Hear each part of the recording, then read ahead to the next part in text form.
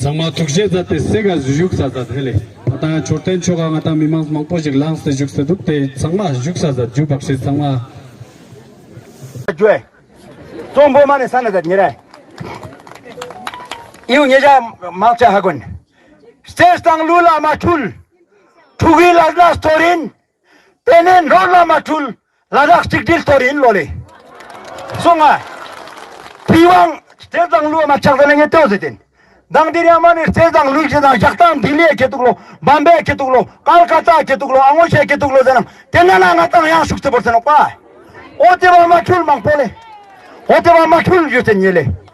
비왕 달라 마착스 냔쪽 알로 스토린 짐페 자라 마착스 죽제 랑초 스토린 로레 송아 비왕 다 마착스 비왕 다 작나 니라 남쪽 알리방 스토르 게린다 되는 거래 송아네 오토 쪽시가 땅에 야 직자 데레나 윤미둑 칼첼데모 마툴 미세 디스키 스토린 지삼 미삼 마샷 율페 중나 스토린 로레 takpo indir mashat kaspe talna budin dotpe logla machaks michestonga durin lole kirim yolla machaks snawe wangpo gudin jampe kozla machaks zukspe wangpo nyamsin lole narnat stela matul ogel chodne tongin shekol deril dechat goskor tangwe thapsin lole 니메제라 마착스 잘동 낙포 줄인 자웨 당라 마착스 두초 토락 줄인 로레 라닥스 카닥스 말라 마툴 율기 찍딜 토린 람땅 비스케아 마툴 자오 네모 토린 로레 아테 투스벌레체노 빵이자 미마 찍딜 미죽스 리우 툭파 미톱 라닥스 딜테 죽나 투기 라다 미토 라다 찍딜 메나 투가 라다 미톱 로레 디링아 땅템바 찍딜 메나 투기 라나 톱제라 마스칼라 바르동 제노레 오 투제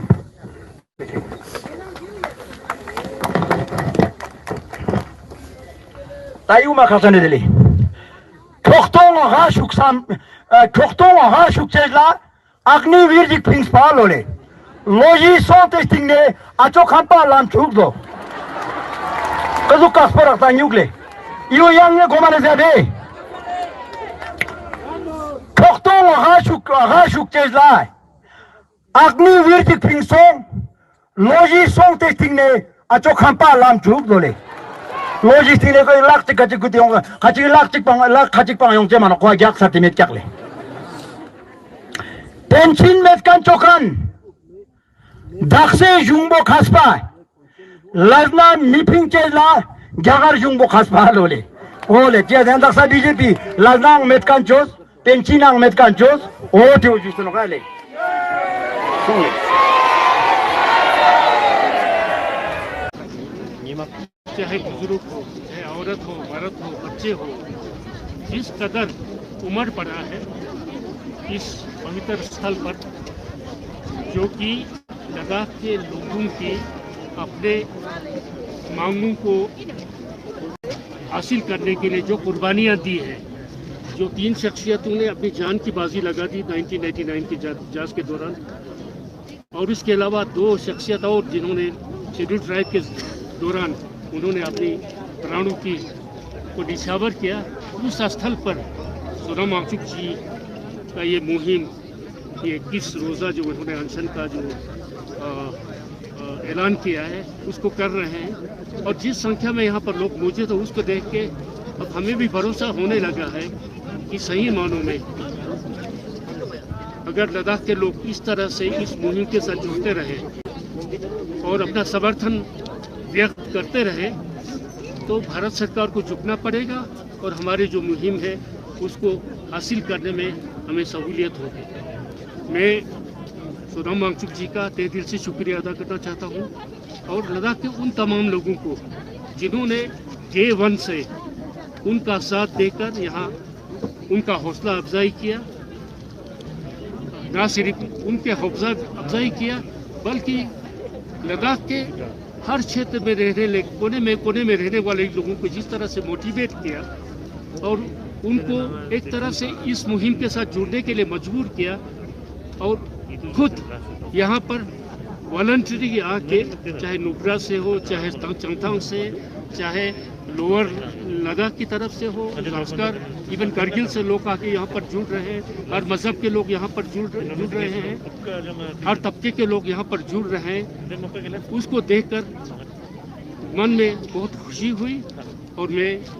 उम्मीद करता हूँ कि मैंने अब आज जो शुरू में जो मैं लोगों के साथ यहाँ पर रजू हो रहा था, उस वक़्त मैंने सोचा कि क्योंकि बहुत बार लद्दाख के कोने से लोगों का मुझे टेलीफोन आता रहा कि सोनम वांगचुक जी का 12वां दिन है और उनकी तबीयत ख़राब हो रही है, मेडिकल रिपोर्ट अच्छा नहीं है और उसके चलते हमें कोशिश करनी चाहिए कि सोनम वांगचुक जी से रिक्वेस्ट करें कि वो अपना अनशन को समाप्त करके, क्योंकि उनकी ज़रूरत है, अभी इस मुहिम को ज़रूरत है, लद्दाख के लोगों की इस मुहिम को आगे चलाने के लिए उनकी ज़रूरत है। उसको ध्यान में रखते हुए ये अपील हमने रखा था। ना सिर्फ मैंने बल्कि समर्थक तकरीबन यहाँ पर जितने लोग मौजूद थे, क्योंकि उनको परवाह थी सोनम वांगचुक के जान के बारे में, उनकी तबीयत के बारे में परवाह थी, तो उन्होंने भी ज़ोर से उनका समर्थन किया। लेकिन जिस कदर सोनम वांगचुक जी ने इतने जोश व खरोश के साथ, इतनी मजबूती के साथ उन्होंने उन सब अफवाहों को कह लीजिए या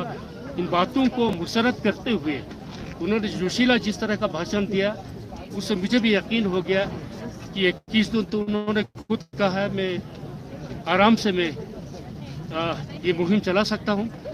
वरन अगर सरकार इसकी तरफ तवज्जो नहीं देती है तो उसके आगे भी मैं बैठने के लिए तैयार हूँ। तो मुझे भी तसल्ली हुई है उनके सेहत के बारे में, अभी तक वो बिल्कुल तंदुरुस्त है और शायद मुझे भी यकीन होने लगा कि 21 दिन तक वो इसको सह लेंगे और आइंदा इस मुहिम को आगे चलाने के लिए लद्दाख एपेक्स बॉडी, KDA और लद्दाख के लोगों के साथ इनका जुड़े रहना बहुत ही ज़रूरी है। तो मुझे पूरा यकीन है कि इसमें हम कामयाब होंगे। सर, लोकसभा इलेक्शन आ रहा है तो कभी लोगों का ये भी अटकलें लगाया जा रहा है कि क्या एपेक्स और KDA अपने आवाज़ को उठाने के लिए इंडिपेंडेंट कैंडिडेट को भी खड़ा कर सकते हैं? देखिए, एपेक्स एक क्या पॉलिटिकल बॉडी है, क्योंकि जिस वक्त हमने एपेक्स बॉडी को कायम किया था, सिर्फ उस वक्त ही हमने ऐलान किया था, हम चाहते थे इसमें सभी पार्टी जुड़ लें और हर मज़हब के लोग जुड़े, लद्दाख के हर रीजन के लोग जुड़े और उस दिशा में हम लोग ने बहुत कोशिशें भी की और कोशिश का नतीजा ये है कि आज पूरे लद्दाख में, चाहे करगिल में हो चाहे लद्दाख में, जितने पॉलिटिकल ऑर्गेनाइजेशन है, जितने सोशल रिलीजियस ऑर्गेनाइजेशन है, वो इस मुहिम के साथ जुड़े हैं। आपको याद होगा शुरुआत में भारतीय जनता पार्टी भी इसमें साथ जुड़े हुए थे और शुरुआती जितने भी हमारी मीटिंग्स हुई थी, जितने भी प्रेस कॉन्फ्रेंस हमने की थी, जितने भी प्रेस रिलीज हमने इशू किया था, उसमें हमारे MP साहब भी मौजूद रहते थे, हमारे इलेक्टेड रिप्रेजेंटेटिव काउंसलर्स भी होते थे, भारतीय जनता पार्टी भी होते थे। लेकिन बाद में उन्होंने इस समर्थन वापस एक तरह से ले लिया, डिसएसोसिएट किया और उसका वजह उन्होंने ये बताया कि जब हमने पूरे लद्दाख को इस मुहिम के साथ जोड़ने के लिए करगिल डेमोक्रेटिक अलायंस के सामने हमने एक मुआहिदा किया, जिसमें हालांकि जो करगिल डेमोक्रेटिक अलायंस का शुरू में उनका जो मांग था वो जम्मू और कश्मीर में 370 बहाल करने के लिए, 35 से बहाल करने के लिए और उस डिमांड पर बल्कि जम्मू और कश्मीर के साथ जाने की बात भी वालों ने की थी। लेकिन जब हमारा ये मुहिम यहाँ पर शुरू हुआ तो शायद उनको भी ख्याल आया कि जम्मू और कश्मीर के साथ जाने का वो जो ख्वाब देख रहे थे वो तो मुमकिन नहीं है। तो उन्होंने पूरा अपना ये क्या करें, एक तरह से जो अपना लाइन छोड़ के उन्होंने फिर लद्दाख में स्टेटहुड के हक में, लद्दाख में 6 शेड्यूल के हक में, लद्दाख में 2 पार्लियामेंट्री कॉन्स्टिट्यूंसी को बनाने की जाने की जो हमारी डिमांड के उनके हक में, और जो पब्लिक सर्विस कमीशन और युवा पीढ़ी से जुड़े हुए जो हमारे रिक्रूटमेंट से रिलेटेड, एम्प्लॉयमेंट से रिलेटेड पब्लिक सर्विस कमीशन की तश्कील दी जानी हो, एसएससी की तश्कील दी जानी हो, हमारे गेजेटेड कार्डर का जो रिक्रूटमेंट के बारे में जो कानून बनाने के से रिलेटेड हो, उन सब इशू पर हमारे साथ जुड़ के उन्होंने अपना जो पुराना जो ये उनका ये था कि लाइन था स्टेटहुड को जमीन के साथ जुड़ने के लिए, वो सब छोड़ के फिर हमारे साथ जुड़े हैं। तो उसको बहाना लेके भारतीय जनता पार्टी ने हमसे अलग होने का उन्होंने फैसला किया है। लेकिन हमने तब भी उम्मीद नहीं छोड़ा, अभी भी हम उम्मीद करते हैं कि अब इलेक्शन आने जा रहा है। अब जैसे आपने जैसा सवाल किया आप इसमें, तो हमारा जो एपेक्स बॉडी का अभी भी, मैंने भी जब आपको याद होगा जब मैंने पार्लियामेंट का जो नशस्त है उससे इस्तीफा दे के इस वजह से दिया था कि लद्दाख में यूटी का जो वादा हमें बीजेपी की तरफ से किया था, और इसी मुद्दे को लेकर हम लोगों ने बीजेपी यहाँ पर के साथ हम जुड़ गए थे। लेकिन जब हमने ये देखा, ये पाया कि वो उसको बिल्कुल बैक बर्नर पर डाला जा रहा है, और लद्दाख में यूटी तो छोड़िए, जम्मू कश्मीर में जो अलगाववादी जो ताकतें उनके साथ गवर्नमेंट फॉर्मेशन उन्होंने की, तो मजबूर होकर मैंने फिर ये सोच कर कि इनकी अब ये इसको करने वाले नहीं, तो मैंने इस्तीफा दिया था। और तब भी मैंने ये सबके सामने ये जाहिर किया था, एक तो जहाँ भी हो मैं अपॉलिटिकल तरीके से लद्दाख के लोगों के साथ जुड़ूंगा। मेरा ना पार्टी पॉलिटिक्स से आज के बाद कोई ये रहेगा, ना तो इलेक्शन पॉलिटिक्स के साथ। और लद्दाख एपेक्स बॉडी में भी हम लोगों ने ये तय किया कि ये आप पॉलिटिकल बॉडी चलाएंगे, और इसकी ज़रूरत भी थी क्योंकि सभी को साथ लेने के लिए लद्दाख के लिए ये ज़रूरत है। अब आने वाले इलेक्शन में एपेक्स बॉडी की तरफ से ऐसा कोई ये नहीं है कि हम इलेक्शन में किसी को उतारे या इलेक्शन में। सर, एमएचए के जो टॉक था, लास्ट टॉक तक आप लोगों को काफ़ी उम्मीदें थे, लद्दाख को उम्मीदें थी, क्या बोलेंगे? बिल्कुल उम्मीदें थी, और इसी को लेके हम लोगों ने बातचीत का सिलसिला जारी रखा। बल्कि सोनम वांगचुक जी बार बार कह रहे थे इसमें और ताकत देने की ज़रूरत है, इसको और ये करने के लिए खुले तौर पर इस तरह की मुहिम करने की ज़रूरत है। क्योंकि हमने उनके साथ मुआहदा किया था, जब तक बातचीत का दौर चल रहा है तब तक हम कोई अनशन का रास्ता नहीं अपनाएंगे, तो उसको देखते हुए हमने सोनम वांगचुक जी को रोका था। लेकिन जब आखिरी जो हमारी मुलाकात माननीय गृह मंत्री जी के साथ हुई, उसके बाद जो उनका लहजा देख के हमें ये यकीन हो गया, हमारे कम से कम दो जो मांगे हैं, स्टेटहुड का मामला हो, लेजिस्लेचर का मामला हो, और 6 शेड्यूल का मामला है, उन्होंने पूरी तरह मुस्तरद किया। तो अब हमें यकीन हो गया, तो इन पे लगा हमें कि अब वो नहीं देने वाले। अब डिपेंड करता है, जो मुहिम अभी जोर पकड़ रहा है हम इसको किस तरह से आगे चलाएंगे, और इलेक्शन के बाद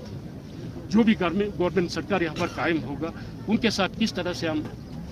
इसको आगे चलाएंगे, तो इसके लिए हमें तैयार होना, और उसका जो पूरा सिलसिला है अभी से शुरू हो गया। सोनम वांगचुक जी इसकी क़यादत कर रहे हैं, एपेक्स बॉडी उसके साथ है, करगिल डेमोक्रेटिक उसके साथ है। तो हम उम्मीद करते हैं कि आने वाले साल में हम कहीं ना कहीं पहुंचेंगे। सर, ये भी कहा जा रहा है कि जिस तरह एपेक्स ने इस दौर को संभाला है, वही केडीए कहीं ना कहीं वो चुप रहे हैं, या बंद करने की जब बात आई है, पीसफुल प्रोटेस्ट करने की बात आई है, या हंगर स्ट्राइक में मौजूद होना, या वहाँ पे हंगर स्ट्राइक करना, तो कुछ लोगों का ये भी मानना है कि कहीं ना कहीं ये सिर्फ एक ले से जो है आवाज़ जा रही है। तो आने वाले दिन में हम क्या देख सकते हैं सर, एपेक्स और केडीए का कोई जॉइंट मीटिंग, और किस तरह इस मुहिम को आगे ले जाया जाए? ये सही है,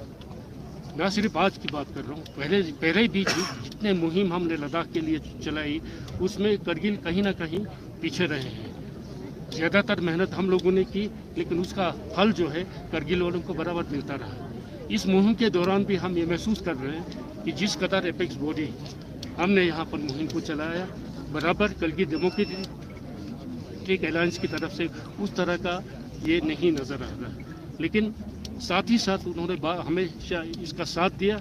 कुछ उनकी मजबूरियाँ हो सकती है, तो उसको हमने ध्यान में रखते हुए हमने उनको, हालांकि बार बार हमने कहा, तो हम उम्मीद करते हैं कि आने वाले वक्त में तो मेरे ख्याल से हमसे ज़्यादा खतरा करगिल वालों को होने वाला है। उसको ध्यान में रखते हुए वो जिस तरह की मुहिम हम यहाँ चला रहे, करगिल में भी हर तबके को अपने साथ जोड़ते हुए इस मुहिम को आगे चलाएंगे, ऐसी हमारी उम्मीद है।